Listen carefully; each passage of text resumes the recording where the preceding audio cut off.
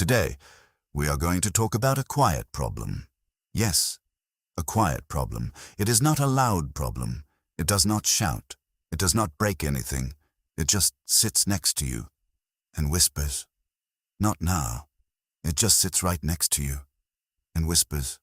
Not now. Okay, you want to study English, but the whisper says, not now. You see your notebook, but the whisper says, not now, later. You hear a podcast episode, but the whisper says, tomorrow, not now. And the strange thing is this. You are not saying no to English. You're saying yes, but not today. You're saying yes, but not today. That is why procrastination is tricky. Procrastination means delaying something. Procrastination means delaying something. You know you should do it, but you do not do it now. You leave it for later, but later is a very dangerous word. Later sounds nice. Later sounds calm. Later sounds possible. But many times, later becomes never. Many times, later becomes never. You say, I will study after lunch. Then after lunch you say, I will study in the evening. Then in the evening you say, oh, I'm tired. I will study tomorrow. Tomorrow comes, and the same thing happens again. Tomorrow comes, and the exact same thing happens again. So today, I want to help you stop this cycle. A cycle is something that goes round and round. You delay. You feel bad, and then you make a new plan. But you delay again, and you feel bad again. We want to break this cycle. We really want to break this cycle. But we will not do it with big motivation. I will not tell you to work harder. I will not tell you to be more serious. I will not tell you to study for 3 hours every day. No. Today, we will use small, smart, and simple ideas. Today, we will use small, smart, and simple ideas. Because many English learners do not need more pressure. They need an easier start. They do not need more pressure. They need an easier start. That is our first big idea. Do not ask, how can I study more? Ask, how can I start more easily? Do not ask, how can I study more? Ask, how can I start more easily? Starting is often the hardest part. Imagine there is a cold swimming pool in front of you. You know swimming is good for you, but the water looks cold. So you stand there. You look at the water. You touch it with your hand. You wait. You think. You wait more. The more you wait, the colder the water feels. The more you wait, the colder the water feels. But if you put just one foot in the water, something changes. You're not only thinking now, you have started. English study is like that. Do not try to jump into a long, heavy study session. Put one foot in. Do not try to jump into a long study session. Put just one foot in. Open your notebook. Write the date. Press play. Repeat one sentence. Read one line. That is your 1 foot in the water. That is your 1 foot in the water. When you start small, your brain does not fight so much. Your brain does not like big, unclear tasks.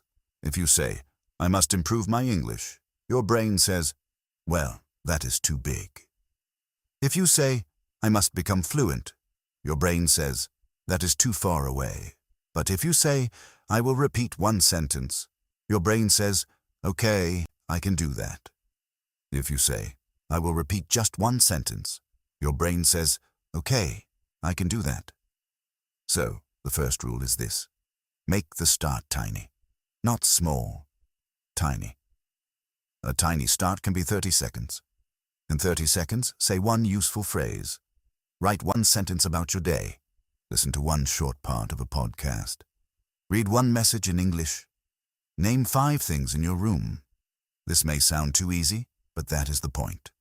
This may sound way too easy, but that is the exact point.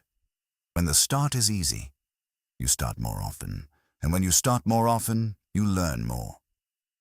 When you start more often, you learn much more. Now, let's talk about another problem. Many learners make English too formal. They think English study must happen only at a desk. They imagine a serious book, a quiet room, a long session, and a perfect plan. But real life is not always quiet. Real life is messy. Real life is messy. You have food to cook. You have messages to answer. You have work. You have family.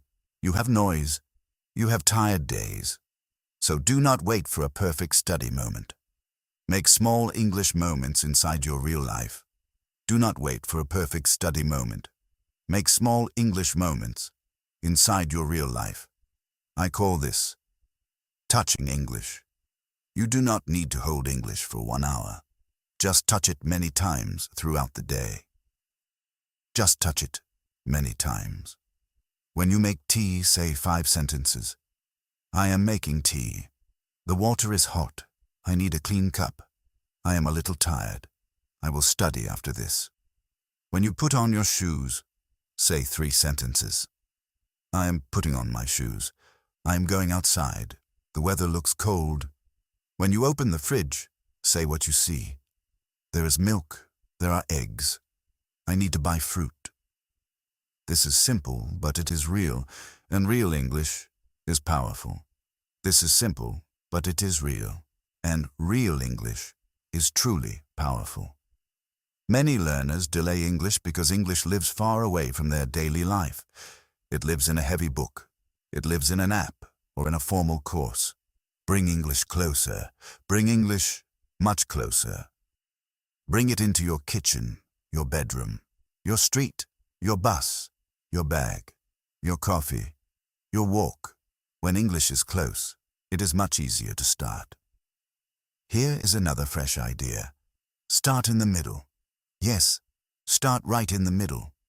Many learners cannot start because they want to start perfectly. They want lesson 1, page 1, exercise 1. They want the perfect beginning, but sometimes the perfect beginning becomes a wall. Sometimes the perfect beginning becomes a wall. So, start in the middle. Open a podcast and listen from the middle for just 1 minute. Open a book and read 1 paragraph. Open your notebook and choose 1 old sentence. Open a video and listen to 1 sentence only. You do not always need a beautiful beginning. You need contact with English. You do not need a beautiful beginning. You just need contact with English. Imagine you enter a room where people are already talking. You do not say, "Please start the conversation again from the very beginning." No, you listen, you catch a few words, and you slowly join in. English can be like that. You can enter from the middle. This removes all the pressure. This removes all the pressure. Now, let's talk about the almost study problem. Almost study. This is when you feel like you are studying, but you are not really studying. For example, you search for the best English podcast. You look at many videos. You choose a beautiful notebook. You organize your apps. You watch videos about how to learn English. You save many lessons. All of this feels very useful, but sometimes it is not study. It is preparation. Preparation is good, but too much preparation becomes procrastination with nice clothes. Too much preparation becomes procrastination with nice clothes. You remember what procrastination means, don't you? Procrastination means delaying something. Okay, now you will always remember this word. So ask yourself a simple question. Am I using English right now? Not planning, not searching, not organizing your words or sentences, but using English. Am I listening? Am I speaking? Am I reading? Am I writing? Am I remembering? If the answer is no, do 1 small action. If the answer is no, do just 1 small action. Say 1 sentence out loud. Write 1 sentence down. Repeat 1 phrase. Listen to 10 seconds again. Use English now, not later. Use English right now, not later. Now I want to give you a special tool. It is called the English receipt. A receipt is the small paper you get after buying something. It shows what you bought, and it also shows the price. At the end of your study, write your English receipt. Only 3 lines. Line 1. Today I use this phrase. I put it off. Line 2. Today I said this sentence. I keep putting off my English study.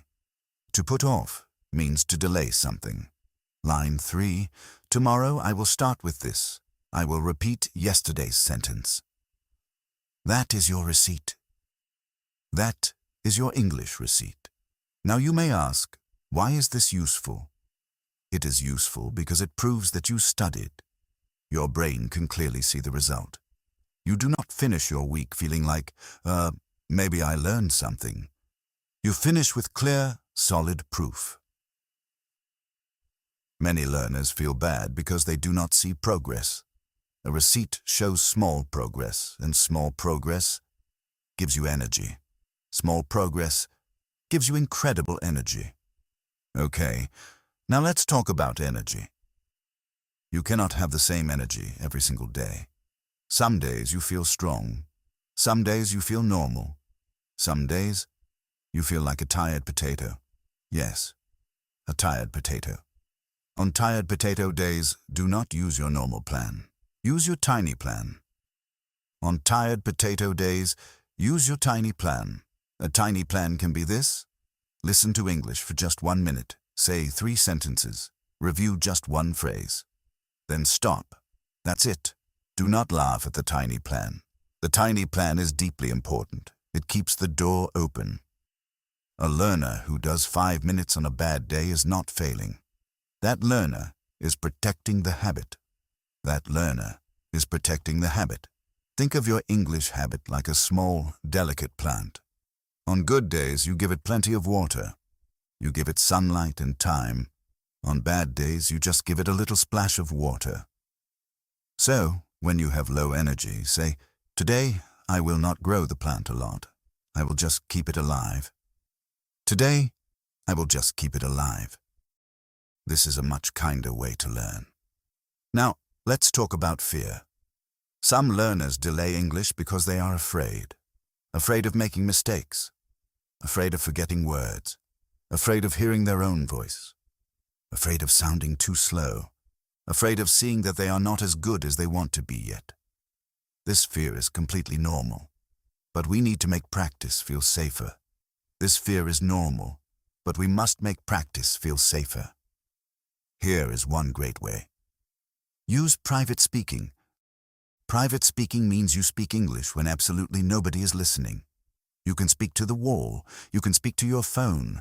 You can speak alone in the car. You can speak while walking. You do not need an audience every single time. For example, ask yourself one easy question. What did I do today? Then answer for just 30 seconds. Today, I woke up early. I had coffee. I worked for a few hours. I felt tired in the afternoon. Now, I'm practicing English. That is enough. Do not stop for every little mistake. Keep moving. Do not stop for mistakes. Keep moving. After that, choose just 1 sentence and make it better. Maybe you said, I worked few hours. Make it better. I worked for a few hours. That is real improvement. That is real, genuine improvement.